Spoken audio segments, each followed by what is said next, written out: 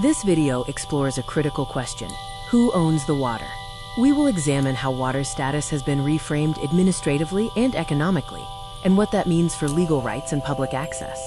The illusion of ownership is widespread. Many Canadians assume governments own and sell water, reinforced by paying water bills. However, legally, water status as a public trust remains unchanged. Our goal is to understand this history and restore lawful balance. Before modern cities, water was a public necessity, not a billable product. Communities relied on shared resources like wells and rivers. Municipalities focused on public health and fire prevention, funded through general taxation. The principle was clear: clean water protects everyone and is paid for collectively. Between 1880 and 1920, centralized water systems were built following epidemics. These were viewed as a civic service and shared necessity. Funding came from flat fees or property taxes, focusing on reliability and safety, not consumption measurement. From the 1930s to the 1960s, cities expanded, driving up costs and capacity needs. Household meters became common for capacity management, not commercialization. Bills covered delivery and treatment, reinforcing water as a public good and cost recovery infrastructure. The 1970s through the 1990s saw a shift to quote, user pay economics, emphasizing cost recovery and efficiency. Water was reframed as an individually consumed utility. Volumetric billing made people feel they were paying for the water itself, driven by aging infrastructure and neoliberal trends.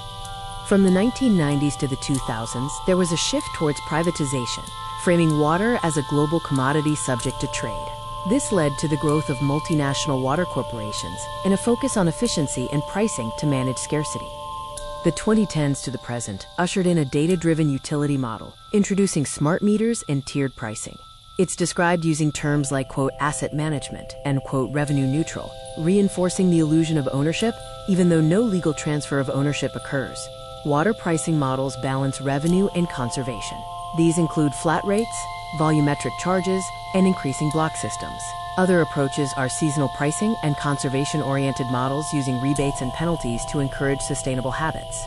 Water cannot be owned, based on fundamental legal principles. The Roman doctrine of res communes states water is common to all. English common law establishes the public trust doctrine, where water belongs to the public and governments act as trustees. The focus should be on use rights, not ownership. Riparian rights ensure access and reasonable use. The principle of no absolute ownership confirms water is a public resource under public trust. Prior appropriation dictates first in time, first in right, for beneficial use. The water bill pays for service, not ownership. Service fees cover infrastructure, plants, and maintenance. Billing is not equivalent to ownership, as the legal status of water remains a public trust.